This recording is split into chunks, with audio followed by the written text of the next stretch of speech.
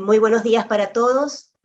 De verdad estamos muy contentos dentro de nuestra Sociedad Venezolana de Microbiología de poder celebrar con todos ustedes este día, así que les doy la más cordial bienvenida a la celebración del Día del Microbiólogo y al 68 aniversario de nuestra Sociedad Venezolana de Microbiología. Si ustedes recuerdan bien, en la asamblea ordinaria de nuestra sociedad, que fue realizada el 30 de enero de 1969, se aprobó la propuesta presentada por el presidente de la sociedad en aquel momento, que era el doctor José Jacinto Gutiérrez Alfaro, para establecer como el Día del Microbiólogo el 6 de noviembre de cada año, para que podamos conmemorar la fecha de la creación de la primera cátedra de microbiología, de bacteriología, perdón, en Venezuela y en América, que fue fundada en aquel momento por el doctor José Gregorio Hernández. La fundación de nuestra sociedad data del 14 de abril de 1953 y fue en el Instituto Nacional de Higiene Rafael Rangel. Como ustedes recordarán, nuestra sociedad es una asociación multidisciplinaria de profesionales, es autónoma, es de carácter exclusivamente científico y tecnológico, no tiene fines de lucro, tiene personalidad jurídica propia y tiene por objeto fomentar y difundir la investigación científica y tecnológica, la enseñanza, el aprendizaje, el asesoramiento en microbiología y todo esto enmarcado dentro de un contexto ético para contribuir al bienestar de todos los venezolanos y de toda la humanidad. Para ello cuenta con profesionales de dilatada formación académica y científica, además de que posee su propio órgano divulgativo, como ustedes saben, que es la revista de la Sociedad Venezolana de Microbiología. La Junta Directiva de la Sociedad felicita a todos los microbiólogos en su día y especialmente a los miembros de nuestra sociedad, quienes fuera de nuestras fronteras y dentro de las mismas siguen adelante con vocación de servicio, desempeñándose en las distintas áreas de la microbiología, aportando conocimientos a la ciencia, resolviendo problemas de diagnóstico, realizando trabajos de investigación y formando nuevas generaciones. Este evento se lleva a cabo gracias al apoyo de SOS Telemedicina, por lo tanto, la sociedad quiere agradecer al doctor Héctor Arrechedera y a todo su equipo por brindarnos su asesoría y su apoyo logístico para realizar este evento, que hoy nos une a través de la virtualidad para compartir la academia, pero también para compartir la amistad. Paso seguidamente a presentar a nuestros conferencistas. Tenemos hoy un panel de lujo. Nos acompaña el doctor Oscar Noya y nos acompaña el licenciado especialista Alberto Calvo. El doctor Oscar Noya es médico cirujano de la Universidad Central de Venezuela, con un PhD en Medicina Tropical y Parasitología Médica de la Universidad Estatal de Luisiana, en Nueva Orleans. Es profesor titular del Departamento de Parasitología de la Facultad de Medicina Luis Racetti, de la Escuela de Medicina Luis Racetti de la Facultad de Medicina de la Universidad Central de Venezuela, y como todos ustedes saben, es un reconocido investigador en el área de la parasitología y medicina tropical. Es jefe de la sección de bioelmintiasis del Instituto de Medicina Tropical de la UCB, y como todos ustedes saben, es un experto en los estudios de malaria, por lo tanto es el responsable del Centro de Estudios de Malaria del Ministerio de Salud y Desarrollo Social desde 1992 trabajando ad honorem. Además es el coordinador del Proyecto Nacional de la Vacuna contra la Malaria en Venezuela y fue el coordinador del primer estudio fase 3 de una vacuna contra la malaria y la primera con péptidos sintéticos a nivel mundial, realizado en el estado Bolívar en el año 89 y desarrollada por el doctor Manuel Elkin Patarroyo en Colombia. Por lo tanto, tenemos con nosotros a un experto que nos va a disertar sobre controversias en vacunas antimaláricas. Doctor Noya, muy agradecidos por contar con usted en el día de hoy y que nos acompaña a celebrar nuestro Día del Microbiólogo. Queda para usted el micrófono. Bueno, buenos días. Gracias, Mercedes, por esa presentación y quiero felicitar a la Sociedad Venezolana de Microbiología en su día. Me siento muy identificado con esta sociedad, como me siento muy identificado en la Sociedad de Infectología, de Parasitología. Son las sociedades a las cuales me honro presentar y pertenecer. Como el título de la conferencia lo dice, es un tema extremadamente controversial, más en momentos en que hubo mucho ruido a nivel internacional en la prensa de que ya disponíamos de la vacuna de la malaria. Las vacunas son una de las tantas herramientas que se utilizan en el control de la malaria, siendo esta una de las enfermedades que está entre las primeras 6 causas de muerte a nivel mundial, donde se acercan los 400.000 muertes anuales y más de 200 millones de casos. Y bueno, hay una serie de medidas, las medidas de protección individual como el uso del mosquitero, insecticida casero, etcétera. Existen otras medidas que se encargan los ministerios, que es el control de los vectores, y finalmente existen las medidas directamente contra el parásito, entre los cuales, además del tratamiento y la profilaxis, existe la vacunación. Y pongo en azul, ya que las vacunas todavía se encuentran en fase experimental. Primero quiero revisar un poco el ciclo, porque es importante entender las vacunas partiendo del ciclo. Bueno, nosotros, la gran mayoría de los casos se adquieren a través de la picadura de un grupo de mosquitos llamados anofelinos que inoculan unas formas llamadas esporozoitos, pocas. Normalmente son menos de 40 esporozoitos que van al hígado, se replican en el hígado, ahí comienza la multiplicación a nivel hepático y de la multiplicación hepática salen para multiplicarse a nivel de los glóbulos rojos, para finalmente algunas de estas formas evolucionan hacia los gametocitos que infectan a los mosquitos.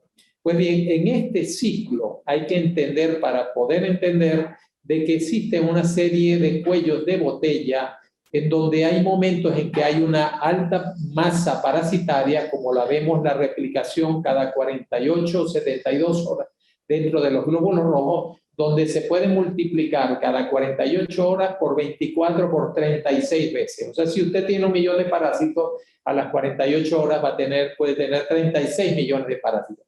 Pero existen cuellos de botella, como en esta fase, donde siempre va a haber un inóculo muy pequeño.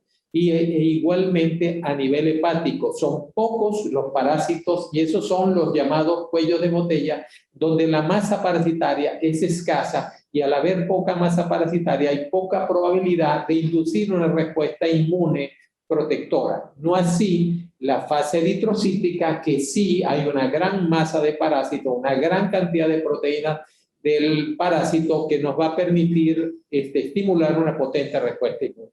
Entonces, la primera barrera que se enfrenta aquí quienes trabajan en el área de malaria es que si trabajan con esta fase va a tener problemas, porque esa vacuna que normalmente cuando uno se infecta induce una inmunidad que dura menos de 9 meses, aunque uno se exponga muchas veces a la infección, va a haber poca posibilidad de un boosting a la respuesta inmune. Ese es el inconveniente, la limitación que tienen aquellas vacunas que trabajan en estas fases a nivel prehepático. No así las vacunas que tengan el componente eritrocítico, donde la masa parasitaria va a estar reforzando la respuesta inmune producida por las vacunas, algo que vemos también hoy en día con COVID, como vemos como la infección potencia la respuesta inmune. Entonces, las vacunas que se están desarrollando para la malaria están las vacunas de la fase preeritrocítica, a la cual me referí, que tratan de bloquear esta primera fase antes de llegar al hígado. Después tenemos las vacunas que buscan bloquear al parásito en la fase eritrocítica, que también vamos a hablar. Y finalmente las vacunas que tienen menos impacto para la persona, pero para la transmisión, que las vacunas que bloquean la transmisión al que el mosquito ingerir sangre, los anticuerpos que hay contra el parásito pueden matar al parásito dentro del mosquito. O otra estrategia, que son vacunas antimosquito, donde el mosquito toma anticuerpos antimosquito que pueden matar al mosquito. Entonces, como ven, podemos tener varios tipos de vacunas, aunque la estrategia ideal sea una vacuna multiepitópica que pueda bloquear al parásito en distintas etapas. Este es un parásito sumamente complejo, ya que tiene fases distintas, que no solamente morfológicamente está en la fase infectante del esporozoito, sino que en la fase eritrocítica son parásitos que morfológicamente son distintas y son distintas también en su composición antigénica. Eso lo hace sumamente complejo. Y esto es importante porque para el desarrollo de vacunas tenemos que entender cómo ocurre el reconocimiento y la penetración, bien sea a nivel del hepatocito o bien sea a nivel de los glóbulos rojos. Vemos aquí la forma que entra dentro del glóbulo rojo, que es una forma muy pequeña. Fíjense, un glóbulo rojo mide 7 micras, aquí va a medir una sola micra. Pero esta forma tan pequeña comparte aproximadamente 5.400 proteínas, de las cuales 60 están en la superficie y que están vinculadas al fenómeno de reconocimiento y penetración del glóbulo rojo. Esto es muy importante. Estamos hablando de organismos muy complejos a pesar de ser muy pequeños. Y bueno, hoy en día se ha estudiado justamente cuáles son las moléculas más importantes del parásito y cuáles son los receptores que reconoce este parásito para entrar en el glóbulo rojo. De todas esas moléculas, es la proteína del merozoito, que se llama merozoito surface antigen, es la más importante en el reconocimiento, que reconoce adentro del parásito, la superficie del parásito, una molécula que es la glicoforina. Pero existen otra serie de receptores secundarios que están involucradas en la penetración. Como ven, es una compleja estructura con múltiples posibilidades de interacción con el glóbulo rojo para reconocerlo. ¿Y qué buscan las vacunas que actúan a nivel de bloquear esta interacción? Producir anticuerpos contra las distintas moléculas que están responsables de la adherencia al glóbulo rojo. Son las vacunas antimerozoito.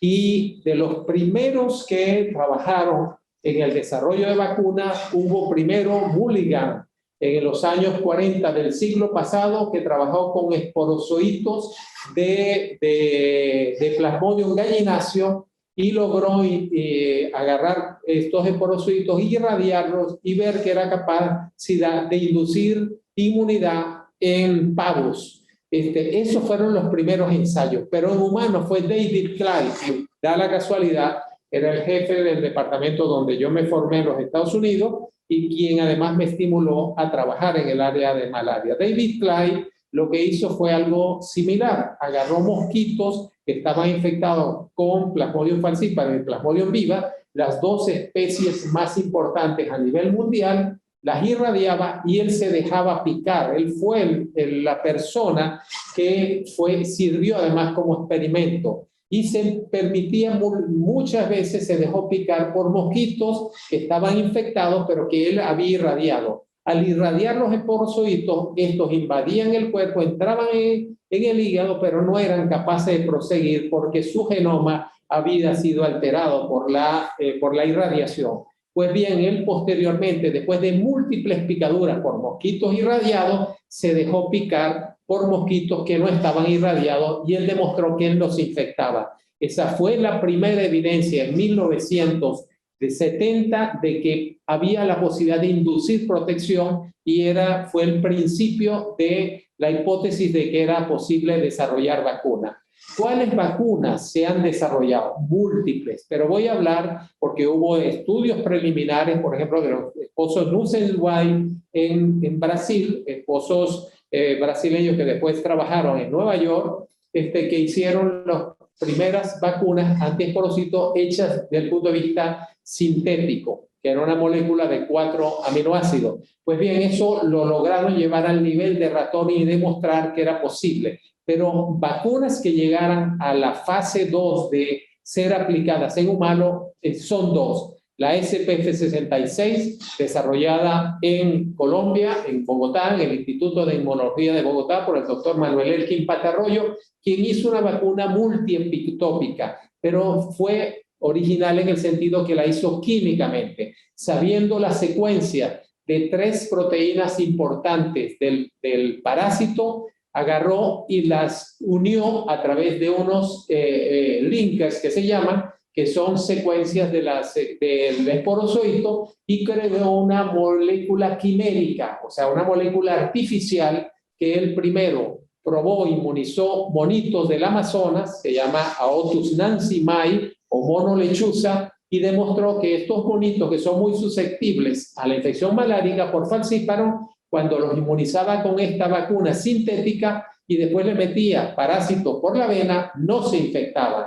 Y ese fue el principio, ellos lo publicaron en la revista Nature en 1997 y posteriormente de ese ensayo en monos lo llevó a soldados del ejército colombiano, donde un grupo de soldados se sometió también a la vacunación con esta vacuna sintética hecha químicamente, y posteriormente hubo un grupo que recibió placebo y otro grupo que recibió la vacuna, y después le inyectaron por vena 5 millones de glóbulos rojos parasitados. Y se demostró que de los 5 que habían recibido la vacuna, 3 anularon el parásito, 1 cuando venía disminuyendo la parasitemia, o sea que la vacuna estaba actuando, se retiró del estudio, pero hubo un 5º que sí se infectó, con lo cual fue la primera demostración que era factible desarrollar una vacuna, y esto es un hito histórico, la primera vacuna contra la malaria y la primera vacuna. Y esta es la publicación que salió en la revista Nature, el doctor Patarroyo y su equipo.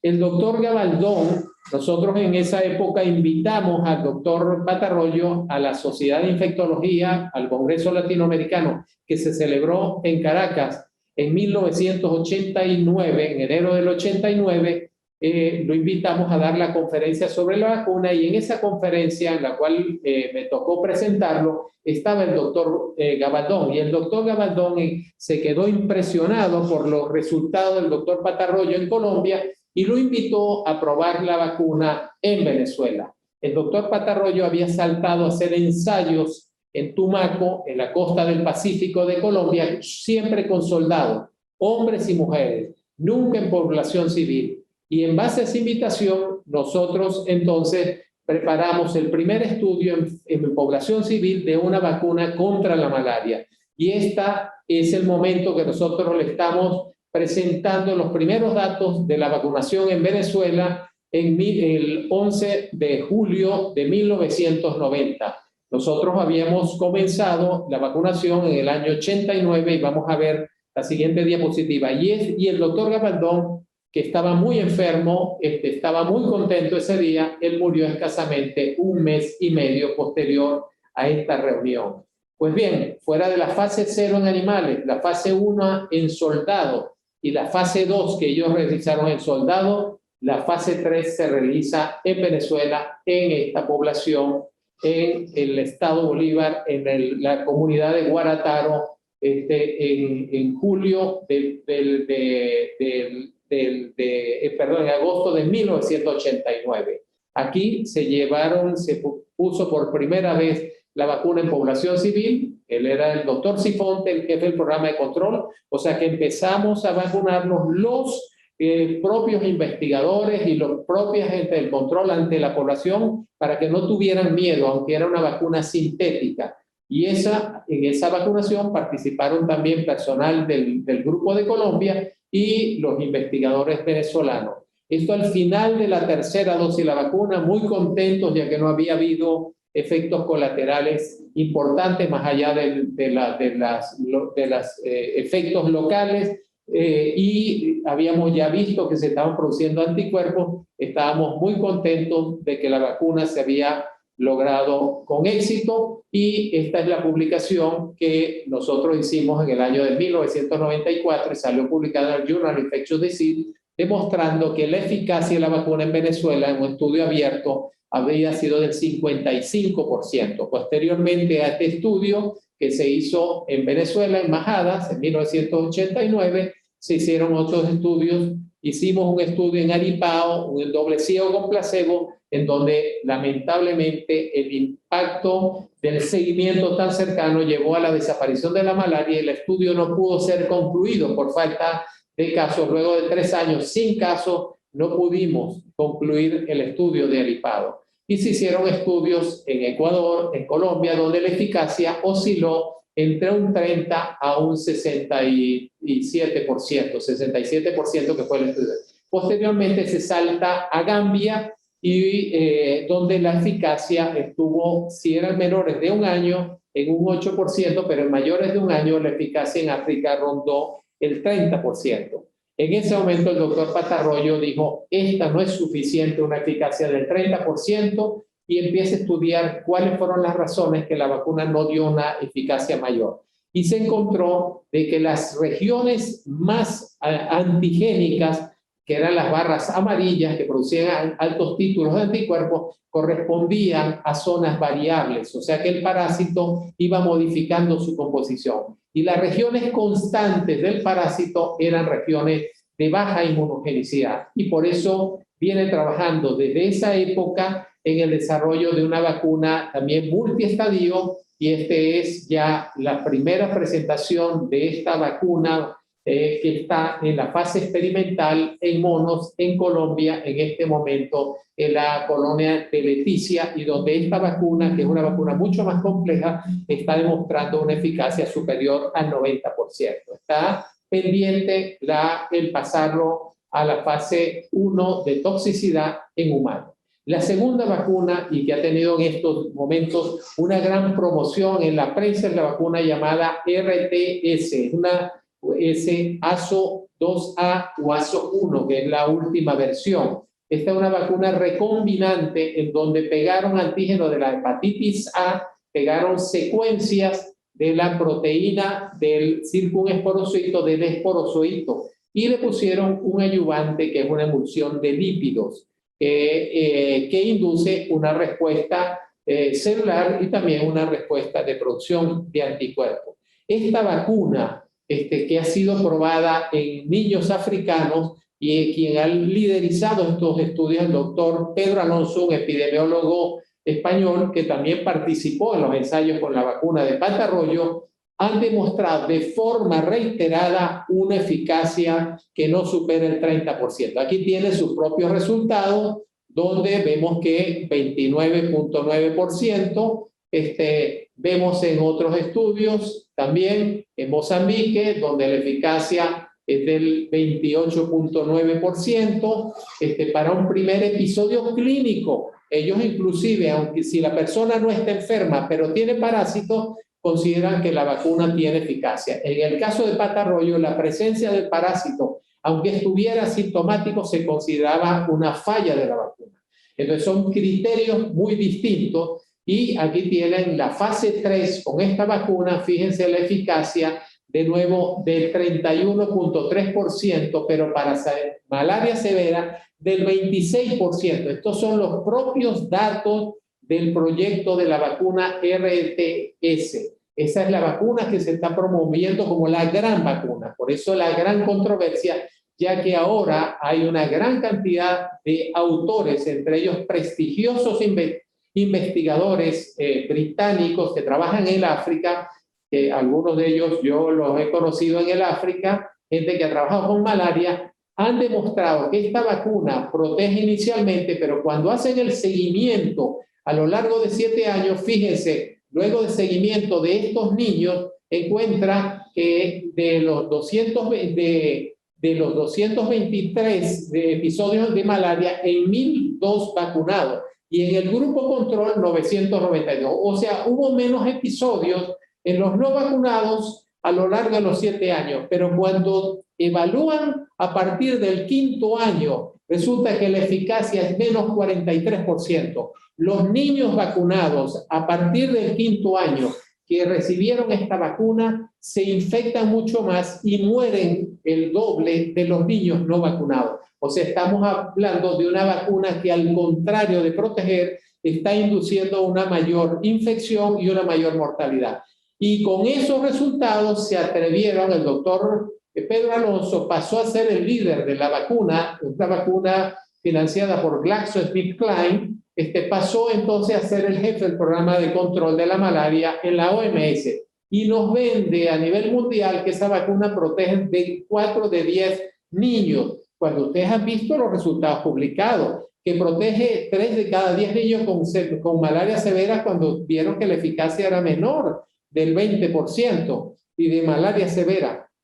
O sea que nos mienten deliberadamente, y entonces hacen estudios pilotos donde ellos están vacunando en 3 países del África, un proyecto que le llaman pilotos, con 370.000 niños menores de 5 años, niños africanos sumamente vulnerables, los están vacunando con esta vacuna. Y aquí tienen aplicando la vacuna, en este caso en el sur de Malawi, que fue uno de los países. Y bueno, la OMS habla que hay una gran expectativa que esta es una vacuna que va a salvar la malaria. Aquí tienen el CNN promoviendo que la OMS está recomendando el uso generalizado de la primera vacuna para la malaria cuando saben que no llega a proteger. Eso es mentira, 4 de cada 10 niños, y ya saben que hay los primeros pronunciamientos éticos, como salieron en el British Medical Journal, criticando éticamente este proyecto.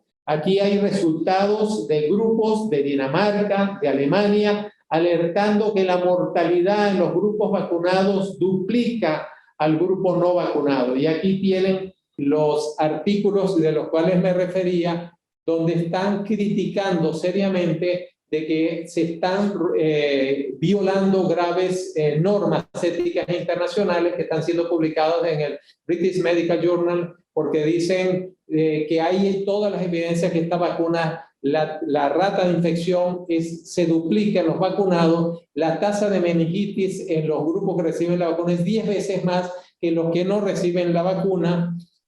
Hay publicaciones más recientes, no me está pasando ahora, exacto, otras publicaciones donde también el British Medical Journal, donde dice que el lanzamiento de la vacuna contra la malaria por la OMS en África se puede responder las preguntas de seguridad después de solo 24 meses. Sí, se ha demostrado que a partir del 5º año los niños vacunados se infectan mucho más, mueren mucho más, sobre todo las niñas. Entonces, esto es gravísimo que la OMS esté patrocinando una vacuna peligrosa, y mucho más después de que la propia OMS haya publicado junto con UNICEF un estudio en la revista Vaccine, donde ellos observaron que en el año 2018 en Europa el 51% de la población desconfía de las vacunas. En momento que los grupos de antivacunas vienen creciendo, la OMS se arriesga a aplicar una vacuna que es peligrosa.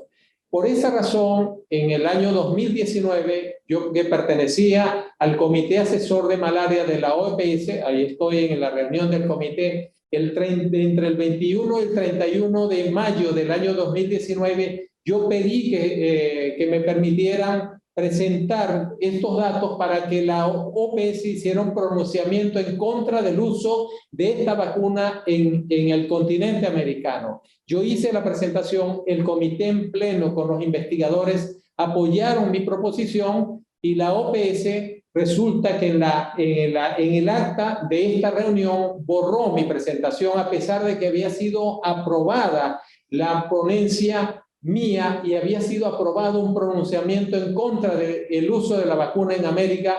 Por lo tanto, me llevó a presentar la renuncia por escrito y protestar porque se estuviera escondiendo, la OPS estuviera escondiendo un hecho tan grave como la aplicación de una vacuna contra la malaria que resultaba peligrosa. No contesto con esto. Hay otros grupos que nos quieren vender una vacuna que son esporozoitos. Ellos producen millones de mosquitos donde crían los esporozoitos y después los meten en nitrógeno líquido y dicen que es una vacuna que se puede hacer, congelar los esporozoitos y después inocular a los niños por vía intravenosa. Señores, después de los ensayos en los años 70 que se demostró eso, nos quiere vender una empresa, nos quiere vender una vacuna por vía intravenosa en niños. Esto es inaplicable. Y los riesgos que conlleva que uno no sabe qué material biológico. Entonces nos estamos enfrentando a grupos que están jugando con la vida de la gente. ¿Y quién más apoya esto? El propio doctor Pedro Alonso está apoyando también este tipo de ensayos en el continente africano. Bueno, muchas gracias, pero yo no me quiero despedir sin llamar alerta a los profesores de la UCB a seguir presentes en la UCB y defender la UCB de la barbarie que se nos avecina si esta gente toma control, el gobierno actual toma control de nuestra universidad. Muchas gracias. Muchas gracias, doctor Noya, por esta excelente disertación acerca de las vacunas contra la malaria. Verdaderamente, los datos que usted ha presentado, a mí particularmente me han dejado muy preocupada. Espero que posiblemente todos nuestros oyentes en este momento se deben estar realizando muchas preguntas y deben tener muchísima preocupación al respecto con estos datos que usted ha mostrado. Por favor, si tienen alguna pregunta, la dejan por el chat y mientras tanto ustedes realizan sus preguntas, podemos continuar con la conferencia del licenciado Alberto Calvo. El licenciado Alberto Calvo es licenciado en bioanálisis de la Universidad Central de Venezuela, es especialista en bacteriología clínica, se desempeñó durante más de 10 años como bacteriólogo clínico en la Policlínica Metropolitana y en paralelo a su trabajo como gerente de mercadeo, si yo no recuerdo mal, en Gambaró. Actualmente es el gerente de diagnóstico de Grupo Vargas y es un experto en este tema que está tan en boga en este momento como es el diagnóstico microbiológico de precisión, que es como pieza clave en el uso de antibióticos. Alberto, muchísimas gracias por acompañarnos en este evento. De verdad, yo estoy muy complacida porque estás aquí con nosotros y estoy segura de que tu conferencia va a ser de muchísima ayuda para, no solamente para nosotros como microbiólogos, sino también para los médicos, justamente para la ayuda que todo el diagnóstico de precisión les puede aportar para poder hacer un buen uso apropiado de los antibióticos. Te cedo el micrófono. Muchísimas gracias. Buenos días a todos. Muchas gracias, Mercedes, por la invitación a la Sociedad Venezolana de Microbiología. Para mí es un inmenso placer compartir con todos ustedes, con mis colegas, en el marco de la celebración del Día del Microbiólogo. Y bueno, y en alas del tiempo vamos a empezar, luego de la magnífica charla del doctor Noya, felicidades doctor, un tema un poco diferente al que venimos tratando, como es la importancia que tienen las pruebas diagnósticas y el laboratorio de microbiología como papel fundamental en los programas de antimicrobial stewardship para el uso apropiado de los antibióticos. Para todos es conocido el problema de la resistencia bacteriana. La resistencia bacteriana no es un problema que viene apareciendo de los últimos 10, 15 años. Desde que emergieron las primeras drogas con acción terapéutica contra los microorganismos, se han generado mecanismos de resistencia importantes que han traído como consecuencia el desarrollo o la necesidad de nuevos antibióticos para tratar los microorganismos que estaban causando los procesos infecciosos. Hoy día, los problemas de la resistencia bacteriana están altamente diseminados a nivel mundial. Todos los conocemos. La alta epidemia que tenemos de beta-lactamasa de espectro expandido, que comenzó aproximadamente en la época, en principios de los años 2000, hoy día están altamente diseminados en todas las regiones en el mundo. Lo mismo en la emergencia de enzimas tipo carbapenemasa, que se han convertido hoy día en un problema de salud pública a nivel mundial. Y esto no escapa al área de América Latina, donde en este estudio publicado por el grupo de la doctora María Virginia Villegas, donde se revisa un poco la causística y la epidemiología en cada uno de nuestros países, vemos como la prevalencia de carbapenemasas como la IMP, las BIN, la Anidelin beta-lactamasa y otras, están altamente diseminadas en nuestro medio. Como consecuencia de este problema de resistencia bacteriana, se han tenido que hacer uso de drogas que estaban olvidadas por sus altos efectos tóxicos, como por ejemplo la colistina, que hoy día se ha convertido en una opción terapéutica para el tratamiento de gérmenes con extrema drogoresistencia, como Acinetobacter y Pseudomonas, con la presencia concomitante de mecanismos de resistencia de diferentes tipos de carbapenemasas y beta-lactamasa de espectro expandido. La colistina, con todas las limitaciones que conocemos por su alta toxicidad, hoy día ha tenido que ser rescatada como un antibiótico de uso terapéutico, justamente para lidiar con estos microorganismos debido a la ausencia de nuevas drogas en el mercado. El problema de la resistencia bacteriana no solamente se circunscribe a bacilos gram-negativos, tenemos también datos en cocos gram-positivos y lo más alarmante es la emergencia de cepas con resistencia a vancomicina en Staphylococcus aureus, transmitidas por por plásmidos tipo VAN A o VAN B, que están presentes en enterococos y que ya están descritos en la literatura. Como consecuencia de todo esto, las proyecciones de la Organización Mundial de la Salud en su informe del año 2014 señala que si no se toman las medidas adecuadas para el control de esta resistencia antimicrobiana, las muertes asociadas a este proceso de salud global va a ocupar en el año 2050 la primera causa de muertes en el mundo, con más de 10 millones de muertes, superando incluso a condiciones que tradicionalmente ocupaban este primer lugar en el ranking, como cáncer o diabetes. No solamente esto es el problema que está detectando la Organización Mundial de la Salud, sino que ha llamado una alarma y ha hecho un llamado a la necesidad de generación de nuevos arsenales terapéuticos en el mundo de las enfermedades infecciosas, ya que las llamadas supermicroorganismos, las superbacterias, han estado altamente diseminadas en la epidemiología a nivel mundial. Y así tenemos los casos de Acinetobacter baumannii, Pseudomonas aeruginosa, productores de carbapenemasa, que da resistencia a los carbapenemes, que hasta hace pocos años era la primera droga de elección en el caso de gérmenes multiresistentes.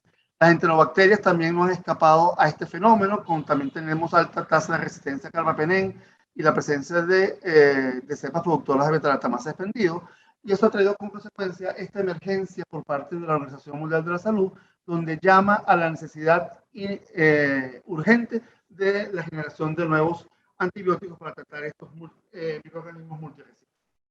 Aunado a esto, a nivel de los comités de infecciones intrahospitalarias a nivel mundial, se ha instaurado lo que llamamos los programas de antimicrobial stewardship o los programas de uso prudente de antibióticos, el cual están orientados a racionalizar el uso de antibióticos en los pacientes, tratando de tener el menor cantidad de efectos colaterales y también tratando de controlar un poco los costos asociados a la alta tasa de resistencia bacteriana en nuestros hospitales, que sabemos también que es un problema de farmacoeconomía. Entonces, estos programas de antimicrobial stewardship están constituidos por un grupo multidisciplinario donde el laboratorio de microbiología no escapa y tiene un papel fundamental en estos programas de uso racional de antibióticos.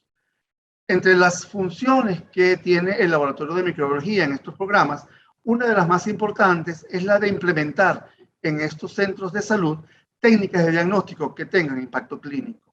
Siempre ha sido un punto de controversia si realmente los resultados emitidos por el laboratorio de microbiología llegan a tiempo al médico tratante, al clínico, para poder tomar medidas que sean de impacto para la evolución del paciente. Sabemos que por la microbiología tradicional, los reportes de los cultivos están en mínimo 48, 72 horas y muchas veces, en la mayoría de los casos, todos nuestros pacientes ya están bajo una terapia empírica inicial en el cual ha habido una evolución de la condición clínica. Con lo cual muchas veces cuando llega el reporte de microbiología a las manos de la persona que realmente tiene la responsabilidad de ejecutar un cambio en la terapéutica, pues ya pierde el impacto porque el paciente ha evolucionado o en lo peor de los casos, pues ha empeorado hasta el punto de fallecer. Entonces, una de las principales funciones del laboratorio de microbiología en los programas de antimicrobial stewardship es justamente buscar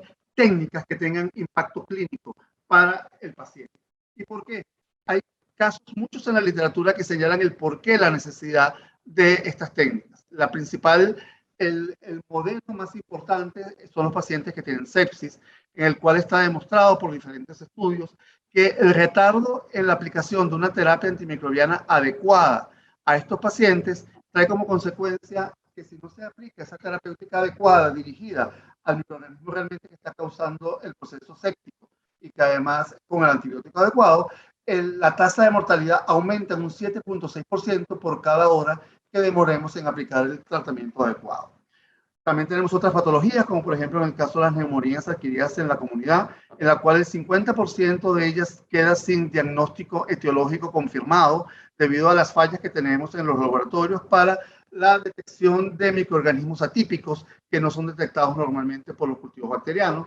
También es un reto aquellos casos de encefalitis y meningitis donde no haya una atención de gran positiva, porque por supuesto el clínico en estos casos va a ciegas a tratar al paciente. Y un punto también importante es que necesitamos técnicas que nos permitan en un momento adecuado tomar las medidas de contención adecuadas para evitar la transmisión horizontal de microorganismos multiresistentes que pueden transmitir los genes de resistencia a otros pacientes.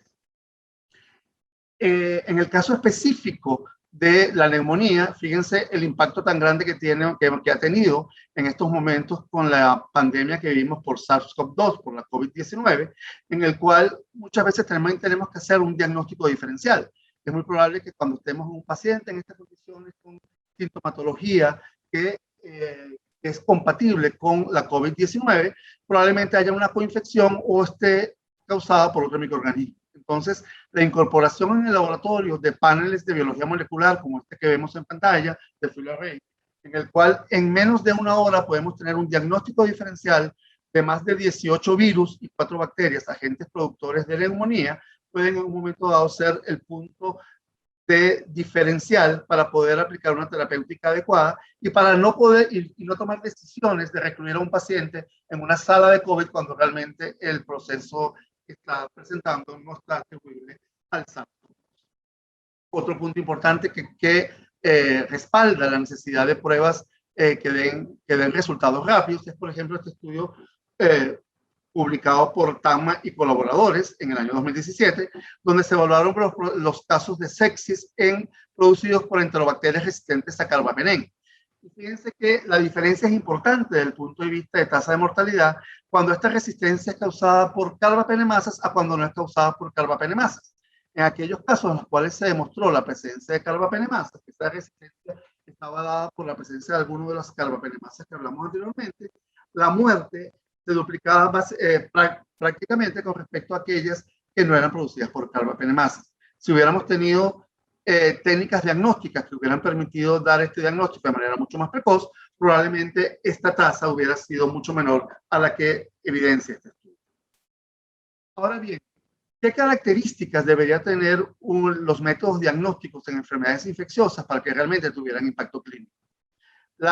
Las principales características de estas técnicas deberían ser que dieran un diagnóstico rápido, que fuera preciso, que sea sencillo y lo más difícil, que sea asequible, que sea económico. Sabemos que todas estas técnicas tienen una complejidad importante que hace que los costos aumenten considerablemente si lo tomamos en cuenta solamente desde el punto de vista del diagnóstico microbiológico. Y aquí por eso es importante que en estos comités de enfermedades intrahospitalarias se evalúe los ahorros paralelos que pudiera tener la implementación de este tipo de técnicas a nivel de costos intrahospitalarios que generan estas infecciones de multiresistencia en nuestros hospitales. Además, las técnicas deberían tener una alta sensibilidad y especificidad, y si pudiéramos tener la carta del Niño Jesús completa, pues esas pruebas pudieran ser automatizadas para que fueran mucho más rápidas y que haya una relación costo-efectivo relacionado con lo que dijimos anteriormente de ahorro de gastos intrahospitalarios a nivel global. ¿Qué preguntas deberían responder estas técnicas? Primero, saber si el paciente está infectado o no. ¿Cuál es el agente etiológico y con qué lo tratamos? Estos eran los planteamientos que realizaba Raymond en 1974, cuando evaluaba un poco las técnicas que en ese momento se estaban utilizando en los laboratorios. Hoy día esto ha cambiado y yo agregaría que estas técnicas de impacto clínico deberían cumplir otras dos condiciones. Que el resultado fuera obtenido en el menor tiempo posible, pero lo más importante es que esta información no se quede circunscrita al laboratorio de microbiología. Muchas veces tenemos las mejores tecnologías, las mejores profesionales, pero la información que estamos produciendo en los laboratorios de microbiología se queda restringido allí y no llega a manos de la persona que realmente va a hacer uso de esta información para tomar decisiones terapéuticas que mejoren la sobrevida del paciente. Entonces también es importante la comunicación que haya entre el laboratorio de microbiología y el clínico para que estos resultados que estamos obteniendo en los laboratorios tengan impacto clínico de manera real. Hemos tenido durante nuestra tradición microbiológica pruebas que hoy día también pueden tener diagnóstico rápido en el laboratorio, como son la muy conocida y universalmente conocida coloración de Gram o pruebas de detección de antígenos. Estas son pruebas que pueden dar una información crucial en unas primeras horas del proceso infeccioso del paciente, pero estas son técnicas que carecen de sensibilidad y que muchas veces también depende de la experticia del observador cuando se realizan estas pruebas, con lo cual en muchos casos carece del impacto clínico necesario por no tener las características que dijimos anteriormente de sensibilidad. Nuevas tecnologías han emergido en el laboratorio de microbiología a nivel mundial realmente ha cambiado, ha sufrido una transformación. La incorporación de pruebas de diagnóstico molecular hoy día son rutinarias en los países del primer mundo y en algunos laboratorios de microbiología de nuestra región. Lamentablemente en Venezuela, por todo este proceso que hemos vivido, donde ha habido una involución,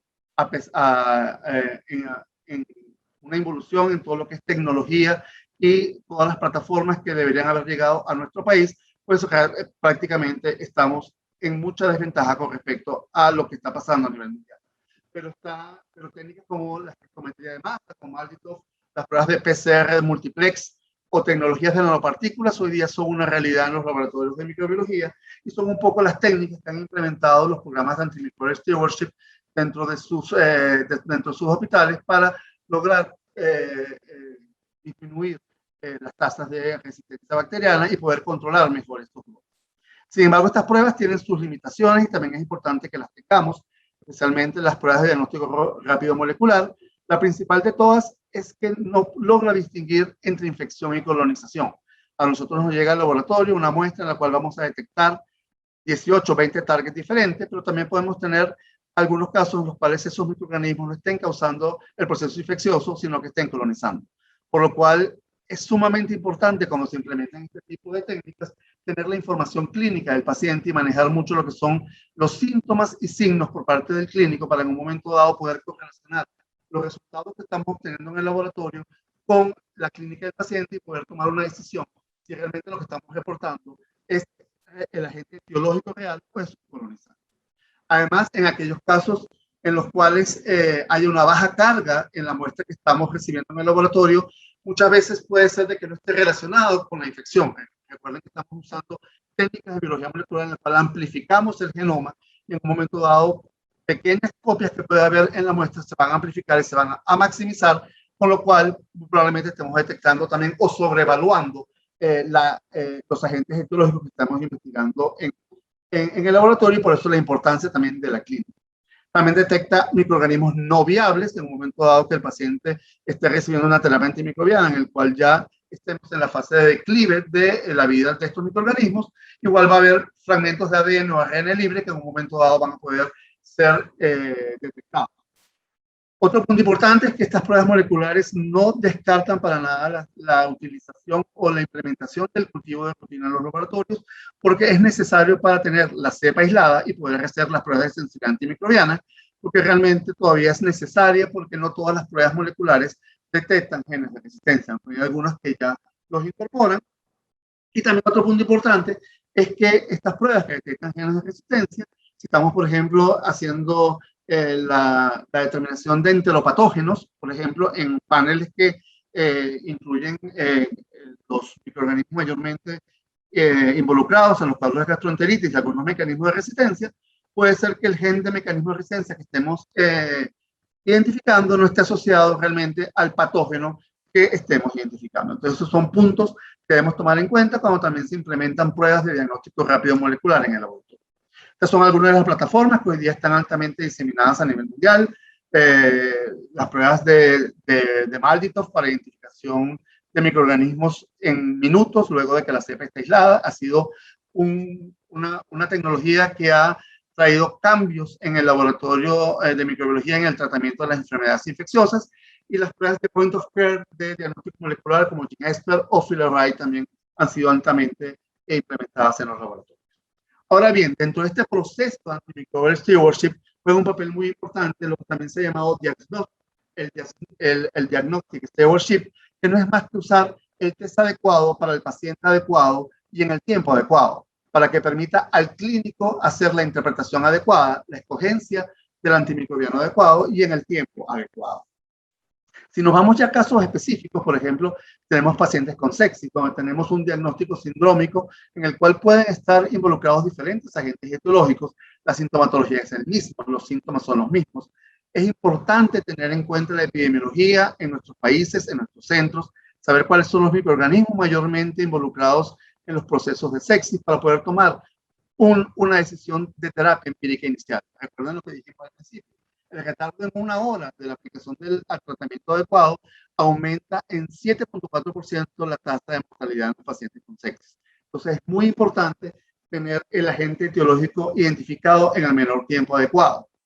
Entonces, pruebas como estas de diagnóstico molecular, de diagnóstico sindrómico, en el cual en menos de 1 hora podemos tener, una vez que la botella de hemocultivo se positiviza, el diagnóstico del agente etiológico de este proceso séptico. Y no solo eso, sino también la detección de genes de mecanismos de resistencia de lo que hoy día es un problema de salud pública, los genes de carbapenemasas, la resistencia a colistina confirmada, la presencia de genes para beta-lactamasa efecto expandido, y en el caso de gram positivos, la confirmación de que estamos en presencia de una cepa meticilino-resistente o con resistencia a vancomicina en enterococos, ha revolucionado realmente el tratamiento de la sepsis. Y hoy día estas técnicas tienen un impacto clínico importante en el manejo del paciente. En este estudio, un estudio randomizado realizado por Banerjee en el año 2015, donde se evaluaron 3 grupos diferentes para evaluar el impacto que tienen estas pruebas moleculares en el manejo de pacientes con sepsis. Vemos que hubieron tres grupos, un grupo control que por 207 pacientes, un grupo que utilizó las pruebas de PCR multiplex rápidas y otro grupo que también utilizó estas pruebas de multiplex, pero inmersas dentro de un programa de antimicrobial stewardship, donde se estaba garantizando realmente que la información llegara a la persona que iba a tomar la decisión. Cuando vemos los resultados, a través del tiempo vemos cómo, por supuesto, hay una diferencia estadísticamente significativa en lo que fue la identificación del microorganismo causante del cuadro. En el grupo control la identificación se obtuvo en 24 horas luego de que tuvimos la botella positiva. En los otros 2 grupos el resultado fue en horas luego de la positividad. Eso trajo como consecuencia que en los grupos se pudiera evaluar también decisiones clínicas y decisiones terapéuticas. Y vemos cómo en el grupo en el cual se estuvo inmerso estas pruebas de diagnóstico rápido, en un programa de antimicrobial stewardship, donde hubo una comunicación constante y efectiva entre el laboratorio y el clínico, se pudo realizar una descalación de 12 horas antes con respecto a los otros grupos en los cuales no se pudo hacer estos programas. Esto trajo como consecuencia, con los resultados finales, es que el tiempo de identificación disminuyó en 21 horas con una diferencia estadísticamente significativa. No hubo diferencias estadísticamente significativas en este estudio en cuanto a los tiempos para descalación o escalación de antibióticos y tampoco fue evaluado en este caso los costos asociados a hospitalización. En otro estudio tenemos un poco un tratamiento similar con un grupo control y programas de antimicrobial stewardship, y en este caso, en los cuales sí, la implementación de este panel de detección de patógenos en sangre por pruebas de biología molecular rápida, sí trajo diferencias estadísticamente significativas en el caso de la escalación de antibióticos. En aquellos casos en los cuales se utilizaron los grupos, las pruebas de diagnóstico molecular rápido, inmersas en programas de antimicrobial stewardship, se pudo hacer una escalación dependiendo del microorganismo que fue reportado en este resultado de laboratorio en 5 horas en contra del grupo control que fue en 15 horas. Si nosotros volvemos nuevamente al dato anterior del aumento de la tasa de mortalidad por cada hora que pase sin aplicar la terapia antimicrobiana adecuada, imagínense el impacto clínico que puede tener estas técnicas cuando se implementan en el laboratorio dentro de un programa antimicrobial. Y otro trabajo muy importante que fue publicado en el año 2017 fue este metaanálisis que fue realizado por revisión de la literatura, en el cual se revisaron todos los artículos publicados en PubMed hasta mayo de 2016, en el cual se comparara la aplicación de métodos convencionales o pruebas moleculares para el diagnóstico sindrómico en sepsis, en el cual se trató de resumir en un solo estudio todos los datos publicados por diferentes investigadores a nivel mundial. Esto trajo como consecuencia, luego de hacer todo un tamizaje, eliminando aquellos estudios que no aplicaban, que no compartieran información relevante desde el punto de vista clínico, que no cumpliera con los criterios establecidos, a un estudio donde se evaluaron 5.920 pacientes en 31 estudios específicamente. Y los resultados obtenidos fueron los siguientes. En estos estudios, el 64% de los laboratorios estaban utilizando técnicas de diagnóstico molecular rápido para la confirmación del agente etiológico del proceso séptico, 19.4 pruebas de Fish, 12.9 Malditov y 3.2 otros. De ellos, fíjense la incoherencia del 64 de este grupo variado que utilizaba técnicas de alto impacto que están definidas como de alto impacto clínico. El impacto se perdía porque de ellos solo el 26% de ellos hacían el reporte en tiempo real. Es decir, una vez que teníamos el resultado en el laboratorio, esa información fue trasladada al clínico para que pudiera tomar las decisiones terapéuticas necesarias o las decisiones que emanaban por este resultado. El 53% de ellos seguían reportando el resultado de microbiología en 1 a 4 días, como que no hubieran implementado para nada estas técnicas de impacto clínico, y el 16% lo hacían en tiempo real, pero con horario restringido. Es decir, si tenían el resultado en la noche, esperaban hasta el día siguiente para dar la información clínica al médico tratante. Como consecuencia de esto, este estudio concluyó que las pruebas moleculares rápidas redujeron el riesgo de mortalidad versus métodos convencionales, que fueron resultados estadísticamente significativos. La terapia efectiva disminuyó en 5.3 horas versus los métodos tradicionales, y este estudio se evaluó el impacto económico que tuvo a nivel intrahospitalario.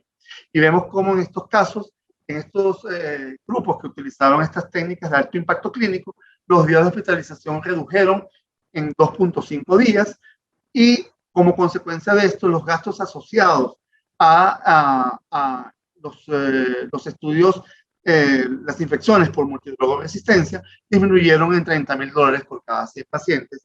Cuando eso lo extrapolamos a un universo, pues el impacto económico también es importante. ¿Esto qué quiere decir? Que definitivamente el laboratorio, si cumple con las premisas del diagnostic stewardship, de utilizar el test correcto en el paciente correcto, en el tiempo correcto, va a permitir al clínico seguir el ciclo natural de estos programas, que es tomar las decisiones adecuadas en el tiempo adecuado para el paciente. Pero realmente también hay estudios que evalúan es que si realmente la información que estamos generando en el laboratorio es interpretada de manera correcta por el clínico. Y este estudio de Messacar, publicado en el 2017 en el Journal of Clinical Microbiology, trata de evaluar este conocimiento por parte del prescriptor de antibióticos, para ver si realmente está interpretando de manera adecuada las pruebas que estamos emitiendo en el laboratorio. Y se hizo 2 preguntas. ¿Realmente estamos con el antibiótico adecuado y fue hecho en el tiempo adecuado? Y para eso se hizo 2 preguntas. Si se produjo una modificación en la terapia antimicrobiana basado en el resultado del test, y si el cambio se produjo inmediatamente luego de que el resultado del test fue conocido. Y se hizo una encuesta online, un survey, en los prescriptores de antibióticos. Estuvo en una muestra de los residentes de las unidades de emergencia, de terapia intensiva y de medicina interna e infectología, para ver si estos resultados que fueron emitidos por plataformas como FILARRAI con su panel de hemocultivos trajeron cambios o no en la terapia. Se encuestaron 382 profesionales médicos, de los cuales solo el 40% contestó esta encuesta. El 56% de ellos admitieron haber revisado, aunque sea una vez, los resultados obtenidos por esta prueba molecular de impacto clínico. 66% de ellos ajustaron la terapia basada en la prueba, pero 81% de ellos esperaron al resultado final del antigrama para hacer el ajuste de la terapia antimicrobiana. Entonces, realmente nos hace llamar a la reflexión y ver si realmente el esfuerzo que se hace por implementar estas pruebas de impacto clínico están trayendo cambios a nivel clínico para poder beneficiar al paciente, que es el que finalmente va a ser el beneficiario de estas pruebas. Por eso, antes de implementar una prueba de diagnóstico rápido en un centro hospitalario, es importante cumplir con diferentes fases. Una fase de pre-implementación para en un momento dado definir si realmente esta técnica es aplicable para el laboratorio y para nuestra realidad en nuestro centro hospitalario, viendo a ver cuáles son, teniendo marcadores que puedan ser medibles, como por ejemplo los días de hospitalización, si los pacientes son readmitidos a los 30 días, si se utiliza o no la información que se está generando en el laboratorio, en la epidemiología, saber cuántos son la causística que tenemos de gérmenes multiresistentes en nuestros hospitales. Luego tenemos una fase de implementación, donde tiene que ver, es muy importante la fase de educación, no solamente al microbiólogo, sino también al clínico que va a recibir los resultados, que estemos seguros que el clínico está formado para poder interpretar estos resultados que normalmente no maneja hasta la implementación, que no había manejado hasta que se implementaron en sus hospitales.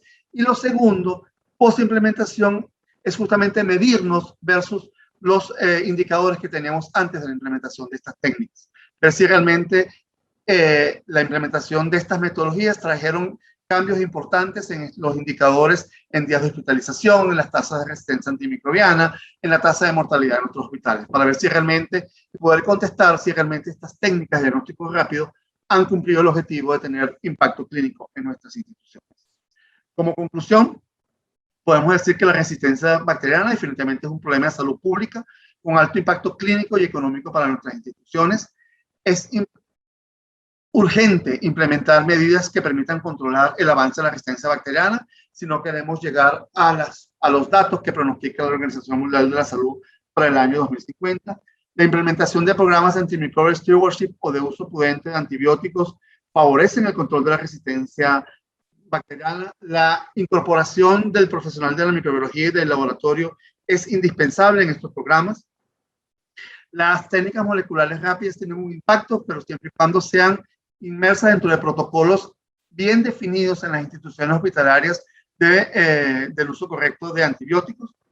Es indispensable educación y entrenamiento para poder interpretar las pruebas, y la estrategia de comunicación entre el laboratorio y el clínico es fundamental. ¿De quién depende que realmente estos resultados tengan impacto clínico? Definitivamente de nosotros como microbiólogos. No podemos quedarnos circunscritos en 4 paredes. Debemos formar parte de grupos multidisciplinarios, de comités de infecciones intrahospitalarios que permitan utilizar nuestra data en el manejo de estas infecciones. Y para finalizar, dejo algunos puntos de reflexión propia. El primero, la introducción de test diagnóstico rápido en ausencia de una efectiva estrategia de implementación de educación puede ser insuficiente para producir resultados de impacto.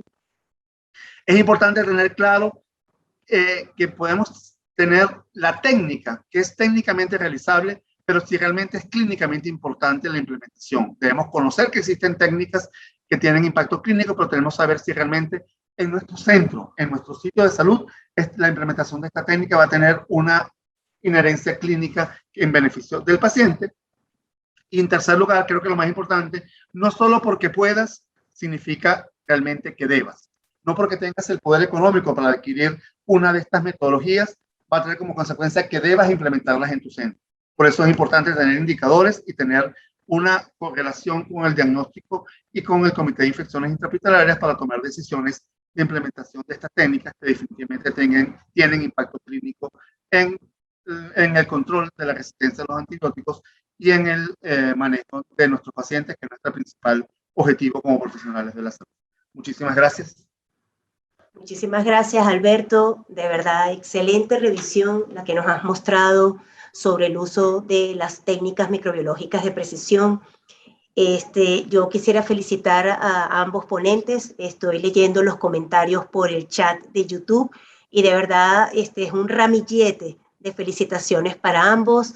Están nuestros oyentes, pues están encantados con toda la información que ustedes nos han mostrado hasta el momento. Además de eso, pues, tenemos inclusive un grupo de estudiantes que nos está acompañando desde el estado de Anzoátegui, gracias al doctor Carlos Salaverría, que ha tenido la venia de poner a sus estudiantes a observar el webinar del día de hoy. Y lo importante de que esta información no solamente llegue a los profesionales de la microbiología y a los médicos, sino también a nuestros estudiantes para que vean cuáles son las técnicas microbiológicas que están ahorita en boga y toda la información que nos ha traído el doctor Noya acerca de las controversias en la vacuna de la malaria, que verdaderamente creo que a todos nos han dejado muy impactados. Doctor Noya, yo le tengo una pregunta con relación a su ponencia. Con base en toda la información que usted nos aportó y con los datos alarmantes de que la vacuna no protege a los niños e inclusive se está aplicando en los países africanos. ¿Traerán esa vacuna? ¿Sería que la Organización Mundial de la Salud traería esa vacuna para implementarla, para probarla aquí en nuestros países latinoamericanos?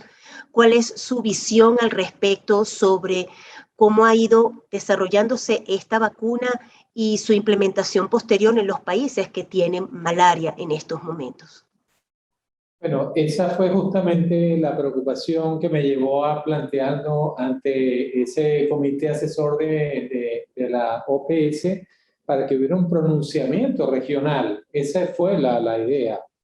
y llevar toda la argumentación, donde además son investigadores muy prestigiosos que llevan años trabajando en el África, son gente muy seria de distintos países, de Gran Bretaña, de Dinamarca, de Holanda, que vienen demostrando que la vacuna no protege inicialmente, pero después ocurre todo lo contrario. Aumenta la tasa de mortalidad y una cantidad de complicaciones que no tienen explicación. Por ejemplo, los casos de meningitis, 10 veces más en los vacunados que en los no vacunados. Todo eso tenía que haber llevado a frenar ese proyecto, le llaman proyecto piloto de investigación, o sea, 360.000 niños, un proyecto piloto, en ninguna parte del mundo. Eso es un proyecto piloto. Es un proyecto muy criticable desde el punto de vista ético y mucho más que quien liderizó las investigaciones sea ahora el jefe del programa de control a nivel mundial, que él habiendo dirigido la investigación, ahora yo tengo un cargo y yo convenzo a la OMS que esa vacuna es buena cuando he publicado que la vacuna no es buena.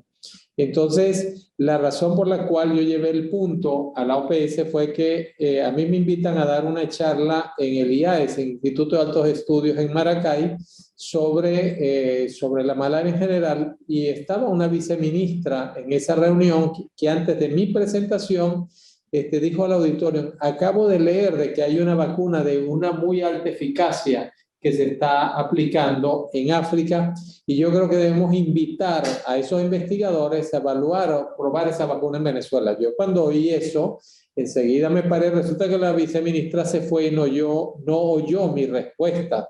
Yo me asusté y yo dije, qué peligro, porque yo ya sé que esa vacuna no está funcionando y que es una vacuna peligrosa.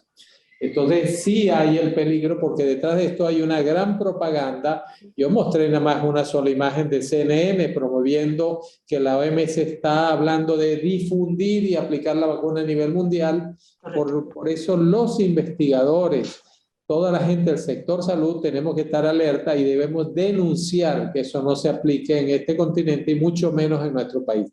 Y ese es el rol que tenemos que jugar. Y por eso hoy estaba presentando eso que, por supuesto, conlleva enfrentarse a la OPS, a la OMS y a los grupos de laboratorios como GlaxoSmithKline, que es quien ha financiado ese estudio. Verdaderamente preocupante, doctor Noya, todo lo que usted nos está contando en este momento.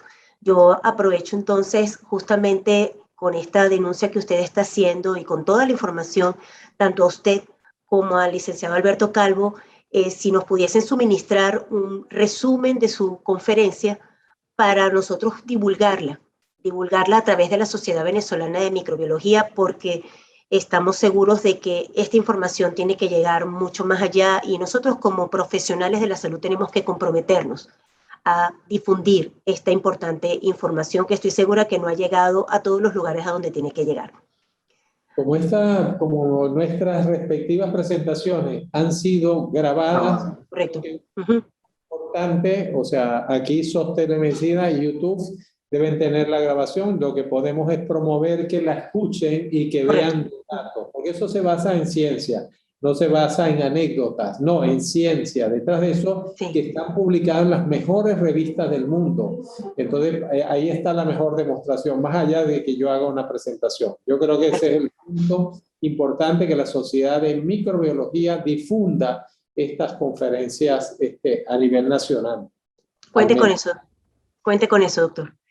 Gracias. Alberto, tengo una pregunta por aquí de uno de nuestros oyentes. Con toda la información que nos presentaste y con la revisión que nos hiciste acerca de estas técnicas microbiológicas de precisión basadas en diagnóstico molecular, ¿están actualmente estas técnicas a disponibilidad aquí en el país? ¿Se encuentran en el país? ¿Y dónde se aplican? Si conoces de algún centro hospitalario en el cual ya estas técnicas estén disponibles, ¿qué nos puedes decir sobre esto? Buena pregunta. Como dije durante mi presentación, realmente Venezuela ha sufrido desde el punto de vista de diagnóstico en general una involución durante los últimos 10 años, ¿no?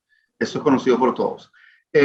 Antes de caer en la crisis grave, metodologías como por ejemplo GenExpert estaba ya en algunos de los centros, lamentablemente inicialmente en centros privados, no en centros públicos donde podría tener mucho mayor impacto, Y hay varias clínicas privadas en Venezuela que tienen hoy día GeneXpert y que están reactivando este diagnóstico molecular rápido, específicamente para el área de tuberculosis, Clostridium difficile, infecciones por clamidias, carga viral HIV, carga viral hepatitis B, hepatitis C. Hay varios centros en Caracas que lo están haciendo. Ha habido una iniciativa, paradójicamente, durante los 2 últimos años a través de OPS, la casa que manufactura GeneXpert, que es CEFEI, tiene un convenio con la Organización Mundial de la Salud para países del tercer mundo, donde ofrecen estas metodologías a través de ONG o a través de los gobiernos de estos países a bajo costo. Y en el último año hemos visto como un repunte de la importación de equipos a través de financiamientos de OPS o de ONG, potenciado un poco por la pandemia de COVID, porque, por ejemplo, esta plataforma permite el diagnóstico molecular de SARS-CoV-2 en 20 minutos, si la prueba está positiva, y puede ser de fácil implementación en cualquier sitio porque no requiere un laboratorio de biología molecular como tal. Y han habido algunas importaciones de estos equipos y se han instalado. Tenemos conocimiento ya, por ejemplo, se instaló en Margarita, en el Hospital Luis Ortega, está la plataforma, y también tenemos otro equipo que está instalado en el Hospital del Algodonal en Venezuela, en Caracas. Está también de vieja data para tuberculosis, y también hay otro que está instalado en Barquisimeto. Y entonces hay un plan de equipos que se está trayendo a través de OPS y de la ONG. Pero está restringido. La otra plataforma, que es FiloRay, lamentablemente no está disponible en Venezuela, es la que mayor impacto tiene por todo lo que revisamos hoy día. Hay algunos planes de algunos centros privados que están en vías de traer esta metodología. Por ejemplo, el laboratorio Examina está a punto de poderla ofrecer a la comunidad en general, y también algunos otros centros privados que están en vías. Son técnicas muy costosas, por lo cual hay que hacer una inversión importante, pero hay algunos centros privados que están tratando de implementarla en Venezuela. Excelente. Y tengo otra pregunta para ti con relación también a la información que presentaste. Si bien es cierto, estas técnicas moleculares no permiten establecer una diferenciación entre colonización e infección, y viene allí entonces la importancia de que el microbiólogo tenga la preparación adecuada para poder hacer una buena interpretación y, por supuesto, orientar de alguna forma al clínico sobre el resultado, justamente porque a veces el clínico puede no entender perfectamente cómo es el diagnóstico a través de estas técnicas moleculares. ¿Cuál sería para ti la formación básica que debería tener un personal de microbiología que esté frente a el desarrollo, frente a tener que utilizar estas técnicas para dar una información al clínico, que ya las tengas disponibles en la clínica y que tengas al personal en este momento haciéndolas y teniendo que dar un reporte al clínico? Bueno, es cierto que estas técnicas facilitan la implementación del diagnóstico molecular a nivel de cualquier centro hospitalario, sin tener personal altamente calificado, correcto, entre comillas, ¿no? Porque es una técnica que no tiene la complejidad de un procesamiento molecular que estamos acostumbrados, donde hay que ver áreas separadas, extracción, mucho cuidado con contaminación, etcétera, etcétera. Aquí con medidas básicas de control se pueden implementar. Sin embargo, también es cierto que hay que tener conocimiento, por supuesto, en el área de microbiología. Aquí tenemos la gran ventaja que, a mi modo de ver, el microbiólogo venezolano está muy bien formado y siempre ha estado sumamente ávido de estos nuevos conocimientos. Entonces, yo creo que más allá del conocimiento, que no dudo que lo tengamos a nivel local, más que todo es la información clínica.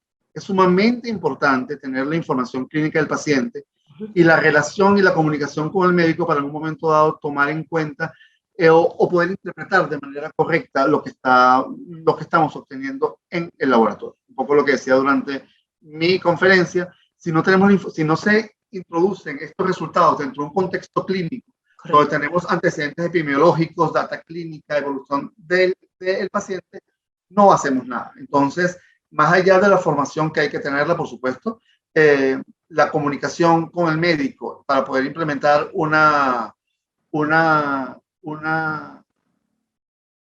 solución al paciente es sumamente importante. No con esto quiero decir que esta técnica la puede usar cualquier persona. Tampoco es así, pero da facilidades para poder ser implementada en los laboratorios en cualquier sitio del mundo. De hecho, hay datos de la Organización Mundial de la Salud de casos específicos, donde en África, por ejemplo, el Gene Expert, tenemos un Gene Expert que es pequeño, que es manual, que se puede llevar, y como son zonas con tantas limitaciones desde el punto de vista económico, pues sencillamente hay videos que pasan la OMS donde para hacer el despistaje de tuberculosis, sencillamente colocan el equipo en una mochila, se montan en una bicicleta y van de pueblo en pueblo para hacer el tamizaje en estos pueblos, ¿no? Para poder tratar un poco de contener esta epidemia, ¿no? Pero sí, facilita mucho el diagnóstico molecular, pero es importantísimo la comunicación con el clínico. Perfecto, muchísimas gracias. Bueno, por los momentos veo en el chat, no tenemos más preguntas. Yo quisiera nuevamente agradecerle al doctor Noya su presencia, su compañía para celebrar nuestro Día del Microbiólogo, al licenciado Alberto Calvo, colega y amigo. Gracias por acompañarnos en este evento, en esta celebración que nos lleva también, no solamente del Día del Microbiólogo, sino a nuestro 68 aniversario como Sociedad Venezolana de Microbiología. Y también quiero agradecer nuevamente a SOS Telemedicina por prestarnos su apoyo, sobre todo por la logística y por siempre estar tan unidos a la Sociedad Venezolana de Microbiología, no solamente como profesionales, sino como amigos. Yo quiero dar por finalizado este evento y quisiera darle la palabra al doctor Héctor Arrechedera. Gracias, Mercedes. Gracias por la invitación. Ha sido un placer de participar en la reunión de hoy y por seguir divulgando la ciencia para el bienestar de nuestra población. El tema del diagnóstico para nosotros es uno de los temas vitales y en el Instituto de Medicina Tropical estamos haciendo grandes esfuerzos por reactivar toda la parte de diagnóstico de laboratorio. Ya hemos ido creciendo, pero todavía nos falta mucho por hacer, nos falta equipamiento y tenemos unas grandes expectativas. Y muchas gracias. Por mi parte, bueno, muchísimas gracias a la sociedad. Felicitar a mis colegas el próximo 6 de noviembre, adelantarnos un poco. Felicitarles por la encomiable labor que están haciendo en condiciones muchas veces muy desventajosas para todos nosotros y que seguimos haciendo una microbiología de calidad en Venezuela. Felicidades a todos y gracias nuevamente a la sociedad por la invitación. Bueno, finalmente, nada, felicitarlo a usted y a Vera Reviáquena y a toda la Junta Directiva de la Sociedad Venezolana de Microbiología y que bueno, que el próximo 6 de noviembre sea una fiesta para todos los microbiólogos en el país, el día en que se creó la primera cátedra de microbiología en Venezuela. Y bueno, aquí siguen teniendo en la Facultad de Medicina de la Universidad Central de Venezuela un espacio, una ventana de, como dice el doctor Noya, de libertad, de pensamiento plural, de academia, para todos los contenidos que ustedes tienen a bien compartir y que tanto necesitamos en la situación sanitaria del país. Muchísimas gracias a los ponentes y a la sociedad, por supuesto, por este excelente acto académico que nos han ofrecido. Gracias, Héctor. Muchísimas gracias por tu compañía. Muchísimas gracias por apoyarnos en este evento. Un abrazo. Gracias a todos por habernos acompañado el día de hoy. Damos por finalizado el evento. Celebremos nuestro Día del Microbiólogo como debe ser. Todos unidos y juntos sigamos luchando por el diagnóstico microbiológico en nuestro país. Hasta pronto. Muchas gracias.